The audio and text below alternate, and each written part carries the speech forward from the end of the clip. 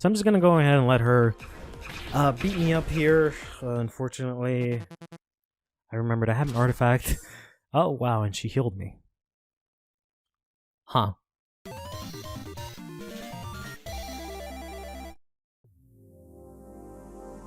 Hey everyone, it's CurlyHairedHero, and welcome to One Step from Eden. So, this is an indie game that has come out, I believe, 2 weeks ago or so. It's basically a roguelike card battling game. I don't really know what the actual genre of it would be like. I just know it has roguelike elements in that, you try to go through a single run and you can do multiple different paths, but once you die, you lose everything that you gain along the way. The main thing that anyone brings up when it comes to this game is that it's pretty heavily inspired by Mega Man Battle Network, which is one of my favorite games, and it's a game that I've been trying to play on the channel for a long time, but just haven't been able to do it correctly. But let's go ahead and just jump into this. So we've got a lot of different characters we can use here. You can see I'm missing one of the unlockable characters there, but maybe we can get it through this. So we're going to go ahead and just do a run with the starting character here called Saffron and just see how this goes.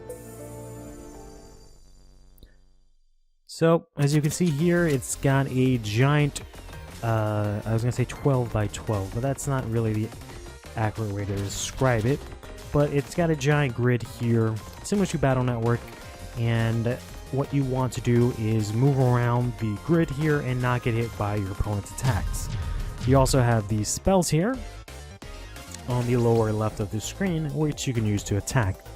In addition to that, as soon as you finish a battle, you're able to either get an artifact, which is an item that allows you to have certain different properties throughout your run, or another spell to add to your deck. So for example, I'm going to pick up this spell here, which we'll be able to use here on our next battle. You're able to go through multiple different paths.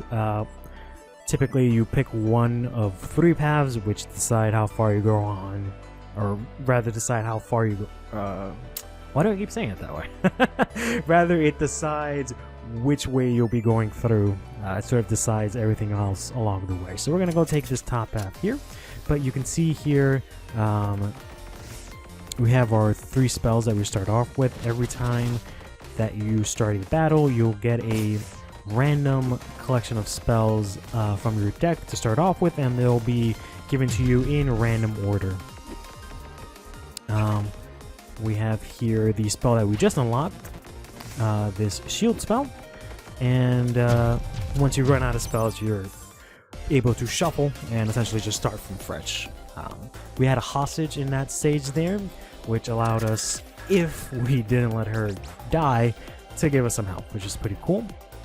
And as you level up, you manage to unlock artifacts. You can either get artifacts as you level up or in battle as a reward if you're lucky, but also your level carries over once you're defeated and the run's over. Your level turns into unlocks that you can use in further runs. So I'm actually going to grab this empty bottle here as my artifact, and then go on in here into the next battle. And I think that pretty much sums up everything about this game. I know I kind of threw a lot of things at you immediately. However, if you've played any Battle Network game, or seen Battle Network or anything of that sort, you're probably kind of familiar with this.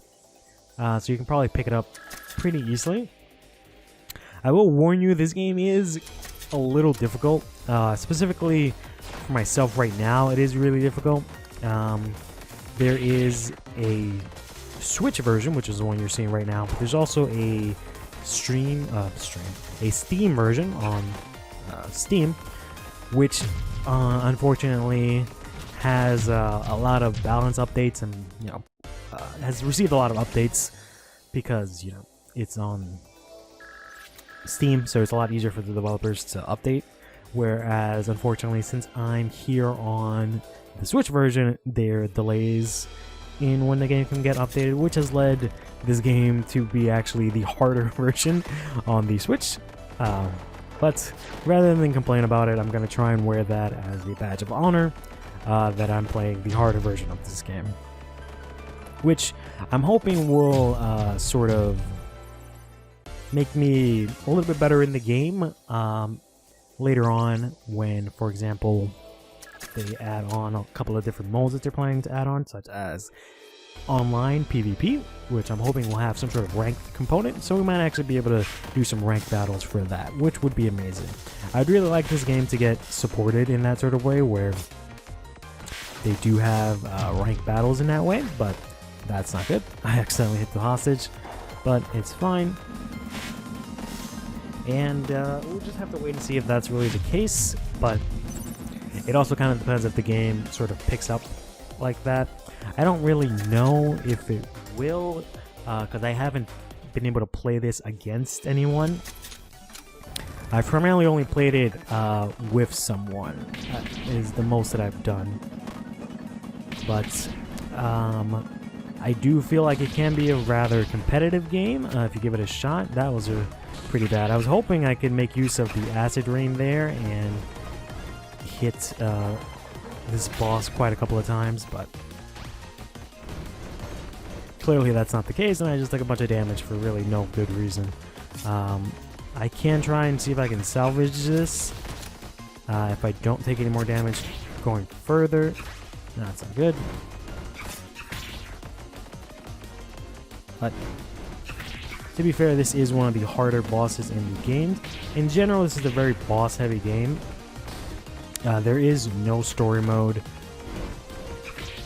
There is no sort of missions or anything that you do. You just do battles and try to make it as far as you can.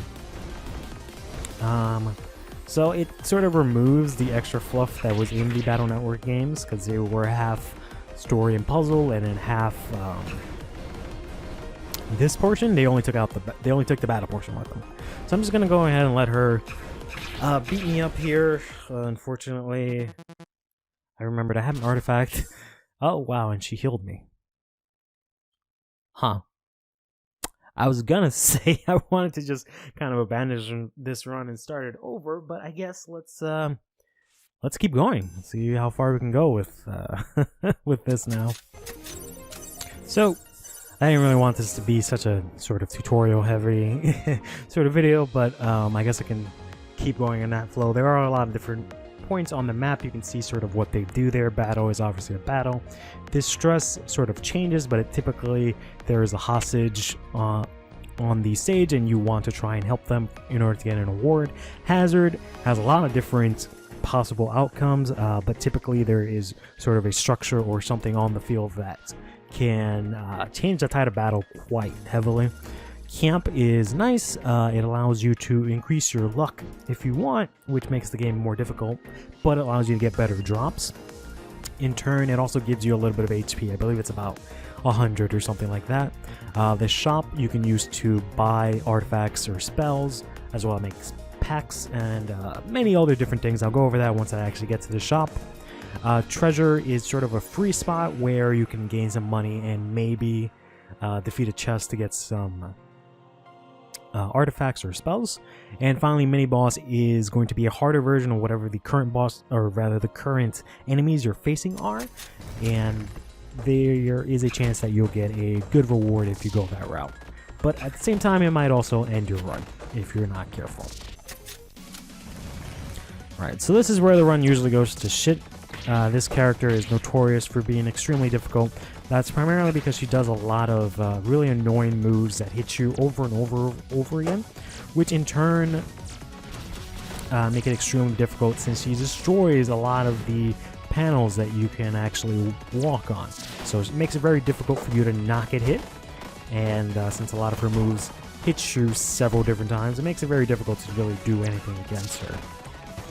So she's not typically something you want to fight at all, let alone early on in your run, but I managed to luck out here and get a bunch of shield power-ups in a row, which have managed to allow me to not get completely destroyed. I'm going to actually try and see if I can get rid of my shield here. Use the fact that I have the Emperor Ring here. which increases my spell power, which is essentially just my attack power for spells. And see if we can get a lot of poison damage off here. Boom. And we did. So typically when you defeat a boss, you have one of two choices. You can either kill them, get experience and a reward for them, or you can let them live and they'll actually join you, as well as give you a nice 400 HP, which is nice. And by joining you, they will randomly show up in battles and actually help you out sometimes, which is pretty sick. Typically, since again I'm not very good at this game, I'll tend to go for this option. There's really only one boss that I found you really want to kill because it doesn't really offer you much. So we do have a lot of shields, so let's get another one here. Since we are still pretty low on health, we're in a pretty interesting position because we're on low on health, but we do have this artifact here. If I were to look at my deck, this artifact up here is called Second Soul, where as soon as we die, we get a second chance, where we get revived with an extra 600 HP, which is pretty cool. So let's go for this distress here, see if we can help this lady out. I don't think we're actually going to be able to, since I can't really defeat that shard of ice there without specific spells that make it so that I can't hurt the hostage in front of me. But the firewall would be a good one to have had in that situation, but in any case, let's see here. Oof, we got some big shield energy going here. That artifact makes it so whenever we cast a spell, we actually get some shield. So that might actually combo in quite well with all of these shield spells that were coming in. So we're going to get shield just for getting shield. That's pretty good. So we just got to do our best here not to get hit. Which is pretty much the epitome of a good run in this game, is just don't get hit. That's unfortunate that I missed that, but you managed to finish them off there. As long as you don't get hit, you'll be pretty much okay. We're going to get Wobble. Why isn't this bad? Because this is pretty good. This can stack on a whole bunch of damage if you manage to get it off. And let's go ahead and take on this mini boss here. So we got this thing in the background, which I believe will do a lot of damage once the timer kicks down. If we don't, oh great, it pushed me back unfortunately. If we don't find a way to take it out. Don't actually know what it does. Oh, it just throws out a lot of these ice sort of sculptures onto the field, which make it really difficult for us to move around, but managed to get through that just barely. Let's try and see if we can get some heals here and take on here. This is the chest that I was talking about. A lot of them have a lot of different criteria for actually defeating them, but essentially you just have to beat up the chest before that timer that's on it goes down, and if you do, you manage to get the requirement. These crystals here, they're kind of just freebies. If you manage to destroy them, they'll break and they'll throw money onto the field, which you can just pick up and then use that in the shop whenever you get the chance. Unfortunately, I don't know if I'm going to be able to hit up the shop anytime soon, since I've been trying to go to rather safe routes, but they have been ones that haven't allowed me to actually go for the shop. So this is actually a distress stage here. That tube there actually contains a very annoying enemy. It's a snake that moves around the field extremely quickly. It makes it very difficult for you to actually hit them. But you can completely avoid fighting this enemy if you just don't burst that tube that he's in, which is typically something that most players might not notice from the get-go. And the game doesn't really tell you about that, which I think is not great, but it isn't the worst thing in the world because you can kind of figure it out after a couple of runs. And I got a nice little level up here. We're going to grab this mana vein here because we haven't really found a way to get more mana. Violet here is one of the easier bosses, so this might not be half bad. She's easy in that you can just avoid taking damage.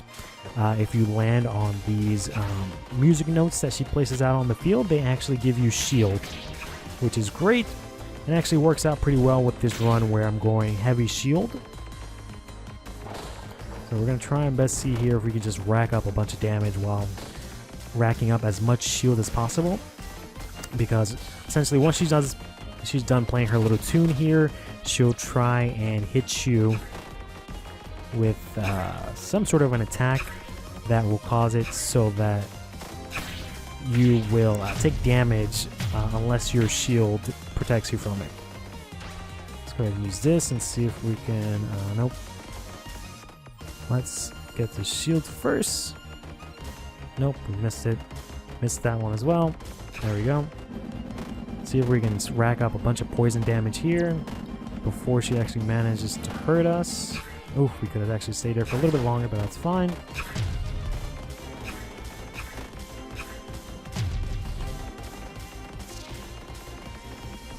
And see if we can hit her with this deck slam, which will do a lot of damage. It does damage equal to how much cards are in your deck, so you can imagine that does quite a lot as the game progresses. Oof. But in general, she's not too difficult of a boss as long as you just keep on moving. She's also really great as an assist, I guess you can call it, because once you have her on your side, she actually gives you, in the beginning of the battle, she'll have a square that'll appear, and it will actually... Oof, that's unfortunate. It will actually give you several buffs. Typically, she'll give you an extra mana crystal, which is amazing. Oof, managed to hit her just in time before we lost a bunch of health there and triggered our artifact, which I kind of want to keep as long as possible. But we're going to go ahead and pick up Violet as our assist there and try and see if we can keep going. As you can see here, we have now an extra mana crystal, which is amazing, as well as an early shield and a couple of other little buffs. So she's a really good one to have around if you can get her. In general, I would consider keeping the bosses on your side rather than killing them. So let's try and go here for the stress. And thankfully, we sort of got lucky this time around in that we might actually be able to, yep, save her. So she's going to give us a little bit of HP, which is nice. My only sort of real issue with this game is that I think it's pretty entertaining to watch, but I don't really know if other people feel that way. And then in addition, I don't really know how to go about recording this per se. I'm assuming I can kind of maybe get away with not as much commentary just because the game kind of speaks for itself a little bit, and maybe I can kind of just play the game. But again, I'm not entirely sure. I will try and play this game quite a bit. Because, again, I do really enjoy it, and I do really enjoy the games that it's based off of. But I guess I'm probably better off maybe streaming it, because I don't know how well. Oh boy, these all kind of suck. If you do find yourself in a situation, I guess I could try Carpet Bomb. I really don't like it, but I'll give it a shot. And if it fails me, I'll just get rid of it. If you don't like the rewards you have, you can always just skip them, because there are some cards, or rather spells, that really aren't that great. And if anything, impede your progress. Unfortunately, here you see that Swords guy is going to break the tube here, which is going to summon this really annoying snake enemy that moves around extremely quickly and makes it really difficult for me to land hits. Carpet Bomb is actually okay in this situation because if I'm lucky, not only will I hit them, but they will also, when they come and attack me on my side of the field, maybe they'll land on one of the flames and hurt themselves, but that doesn't seem like it's going to be the case here. In general, this game is pretty frantic, so trying to do commentary for it is quite a big chore. And it's also the kind of thing that I like series... Oh, Bouncing Blade is amazing. I like series that are a little bit more, or rather games that are a little bit more structured, wherein it's a little easier for me to break them up into parts, whereas, you know, I don't really know how to break this up into videos other than maybe doing a video per hero or something like that, but that's really all I've got. Because other than that, there's not really too much that I can do. Well, that sucks. I do still have my artifact, which is going to trigger now. And allow us to come back. However, now, if we do get hit, it's going to be game over for us, which is not cool. Ouch, that did quite a bit of damage.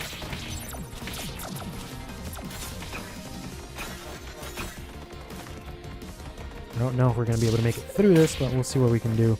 I'm not very good at dodging those zigzag enemies, and this carpet bomb is probably going to make things extremely difficult for me. Actually, no, it's putting in a little bit of damage. Ouch.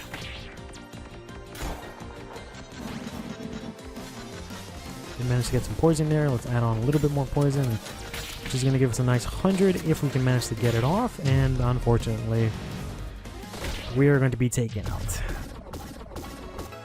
So yeah, that's one set from Eden. I just wanted to try and play it a little bit, see how things go.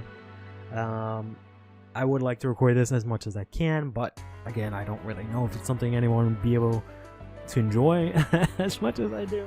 But in any case, take care of yourself.